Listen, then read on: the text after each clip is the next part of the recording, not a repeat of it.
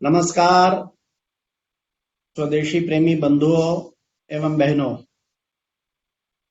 12-13 दिन बाद फिर से हम फेसबुक पर लाइव हैं और आज हम विशेष रूप से 11 मई को जो पोखरण विस्फोट दिवस हुआ उसका क्या संदेश है इसका स्मरण करेंगे। वैसे हम सब लोग कोरोना के काल से गुजर रहे हैं, उसके कारण से सबके मन थोड़े अभी उदासीन हैं, क्योंकि हम सोच रहे थे कि कोरोना के पहले और दूसरे लॉकडाउन के बाद स्थिति काफी ठीक हो जाएगी, किंतु स्थिति तो अभी वैसी की वैसी चल रही है या शायद थोड़ी बढ़ भी गई होगी। उधर अगर इसको हम देखेंगे तो केवल उतना ही नहीं हुआ है, बल्कि आर्थिक स्थिति खराब होने के कारण से और दिक्कत हो गई है। और ये स्वाभाविक है, 40-45 दिन तक काम धंधे बंद हैं, दुकानें बंद हैं, रोजी रोटी का दिक्कत है। और उसके कारण से बहुत से लोगों में एक मन है आगे कैसा होगा। ऐसे में क्या विशेष हम निकाल कर लाएं? तो जिनको 2-2 हजार रुपए में सारा महीना चलाने की स्थिति हो, उनको कैसे आगे चलेगा भाई। मेरे को कल मेरी बातचीत हो रही थी एक अपने बंधु से। उन्होंने बताया कि जो लोग उत्तर प्रदेश में और वहां पर वापस लौटे हैं, वो केवल इतने थोड़े पैसे में ही गुजारा कर, इतना ही नहीं है। यहां पर भी जिनकी अच्छी खासी दुकानें थी, 1.5-2 महीने तक घर में बैठने के कारण से एक भी रुपया की इनकम नहीं होने के कारण से आजकल दिक्कत जा रही है। बच्चों के पैसे गुल्लक तोड़कर और चीजों को चलाना पड़ रहा है। आखिर हर महीने कमाते थे, हर रोज कमाते थे, अब 2-2 महीने तक कमाई का हिसाब किताब नहीं है। तो उसके कारण से हर एक जगह पर एक विशेष प्रकार की परिस्थिति बनी हुई। अब कहने वाले कुछ लोग कहते हैं कि भाई ये जो राशन वगैरह बांट रहे हैं ये फालतू बांट रहे हैं। मैं कहता हूँ नहीं, फालतू नहीं बांट रहे। वास्तव में उनको ये चाहिए, उसकी जरूरत है भाई। आप जाकर जरा सोचो उस आदमी के मन में जो हर महीने पर 25-30 हजार रुपए घर में लाता था, खर्चा करता था। आज उसके घर में 5 हजार भी नहीं आ रहा है, इधर उधर से मांग के गुजारा कर रहे हैं। तो दूसरों को खिलाना दूर, अपनी स्थिति ही इस समय पर कठिनाई हुई वाली हुई पड़ी है। तो ऐसे में क्या करना। सब सैलरीड क्लास की भी ये स्थिति हुई पड़ी है, तनख्वाहें कट रही हैं। तो हमारे को ऐसी विषम परिस्थिति में भी एक नए उत्साह के साथ आगे जुटना चाहिए। ये सबसे प्रमुख बात है। 11 मई पोखरण हुआ, जरा याद कराऊं मैं किस परिस्थिति में हुआ। 1991-92 के अंदर हमारी विस्फोट जो स्थिति थी, आर्थिक स्थिति बहुत खराब थी। चंद्रशेखर सरकार थी और उस दिनों में हमारे को अपना सोना 66 टन गिरवी रखना पड़ा था। देश दिवालिया होने के कगार पर था। 4-5 साल बाद 1996 से लेकर 1998 तक 2 सालों में 3 केंद्र की सरकारें बदल गई थी। यानी आर्थिक अस्थिरता भी थी, राजनीतिक अस्थिरता भी थी। लेकिन उस समय पर अटल बिहारी वाजपेयी जी ने राष्ट्र बाद में राष्ट्रपति बने एपीजे अब्दुल कलाम जी के साथ मिलकर जैसे ही सत्ता में आए, तो आज के दिन 1998 में 11 मई के दिन, यानी आज से 3 दिन बाद परमाणु विस्फोट किया। इसका संदेश क्या है? इसका संदेश है हमारे को आत्मविश्वास के साथ आत्मनिर्भर बनना है। हमने कहा हम अभी थोड़ी आर्थिक स्थिति में पीछे होंगे, लेकिन शक्ति में हम पीछे नहीं रहना चाहते। हमने दुनिया में एक संदेश दिया कि हम भारत के लोग एक बड़ी विस्फोटक स्थिति में, एक बड़ी निर्णायक स्थिति में दुनिया के सामने आ रहे हैं। दुनिया ने हमारे पर प्रतिबंध लगाए, लेकिन हमने किसी प्रकार की दिक्कत नहीं मानी और हम दोबारा से खड़े हो गए और आज तो बहुत अच्छी स्थिति में आए।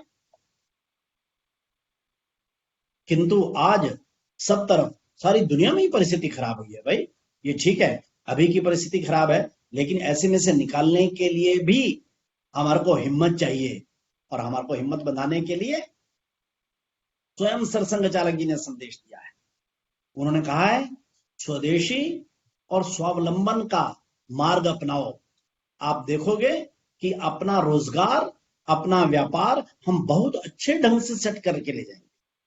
चाइनीज कंपनियां, बहुराष्ट्रीय कंपनियां, ये हमारे देश का पैसा ले जाती हैं, हमारे को देती कुछ नहीं है। लगता है कि बड़ा कुछ इनकी सस्ती चीजें होंगी, लेकिन अंततः गत्वा हमारा रोजगार, हमारा क्या नाम है उद्योग, हमारा व्यापार ये छीन कर ले जाते। ये मल्टीनेशनल ई कॉमर्स की कंपनियां, ये चाइनीज कंपनियां। इसलिए हमारे को लोकल खरीदना, स्थानीय खरीदना, स्थानीय उद्योगों को बढ़ावा देना, लघु कुटीर उद्योगों को बढ़ावा देना, अपने ग्राम को स्वावलंबी बनाना, आत्मनिर्भर बनाना, इसका एक संदेश हमारे को निकाला। स्वयं प्रधानमंत्री मोदी जी ने अभी जब पीछे सरपंचों की बैठक हुई, तो सरपंचों की बैठक में यही कहा, सरपंचों की देश भर में ऑनलाइन हो रहे थे, उन्होंने कहा हमारे को हर एक ग्राम को आत्मनिर्भर बनाना है, स्वावलंबी बनाना है। यानी गांव के लोग मिलकर अपने उद्योग, अपने काम धंधे इसको वहीं पर सेट करें। एक ब्लॉक लेवल पर 40-50 लोगों के समूह, गांव के समूह में हम काम करें, एक दूसरे का हाथ पकड़कर, एक दूसरे को सपोर्ट करते हुए, केवल अपनी नहीं सोचते हुए, अपने पड़ोसियों की, अपने रिश्तेदारों की और अपने देश के लोगों की भी सोचते हुए अगर हम काम करेंगे, तो मुझे लगता है कि हम आत्मनिर्भरता का ठीक संदेश समझे। ऐसी विषम परिस्थिति में घबराने का कई बार आता है, लेकिन कभी घबराना नहीं, कभी दिमाग के ऊपर निराशा लाना नहीं, और 1-1.5 महीने में हो जाएगा, पक्का है। जरा अभी थोड़ा लगा, लेकिन 1.5-2 महीने तक हो जाएगा। वैसे भी दुनिया से खबरें आ रही हैं, वैक्सीन आ रही हैं, बाकी चीजें सेट हो रही हैं, कुल मिलाकर जो साइंटिफिक कैलेंडर वगैरह भी इसके आ रहे हैं, तो ये भी निकल आएगा। किंतु बड़ी चुनौती हमारे को अपने इस देश को आत्मनिर्भर और एक शक्ति संपन्न, अपने आर्थिक रूप से संपन्न, प्रत्येक को रोजगार मिल जाए, ऐसी स्थिति लानी है। और उसके लिए स्वदेशी के मार्ग का अवलंबन करना।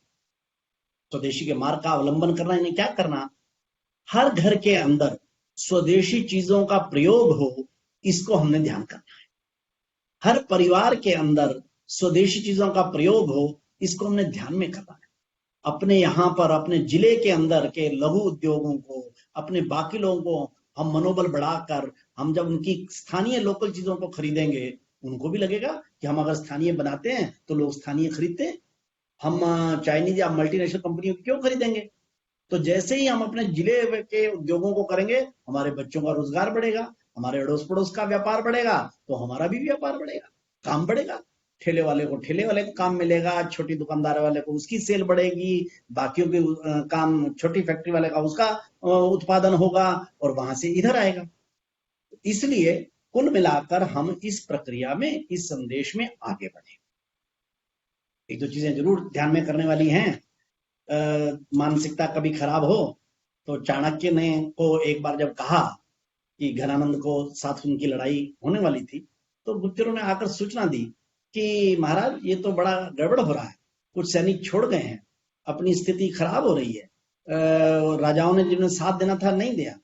उन्होंने कहा मेरी विजयी होने की मनोवृत्ति और मेरी बुद्धि ये मेरा साथ ना छोड़े, हम निश्चित रूप से विजयी होंगे।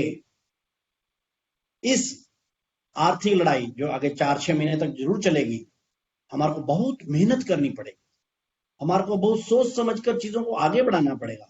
लॉकडाउन से, कोरोना से कैसे फिजिकल डिस्टेंसिंग रखने की प्रक्रियाएं, मास्क की प्रक्रियाएं, उनका भी पालन करना होगा, और धीरे धीरे अपने व्यापार को, अपने काम को, अपने रोजगार को, इसको भी सेट करना होगा।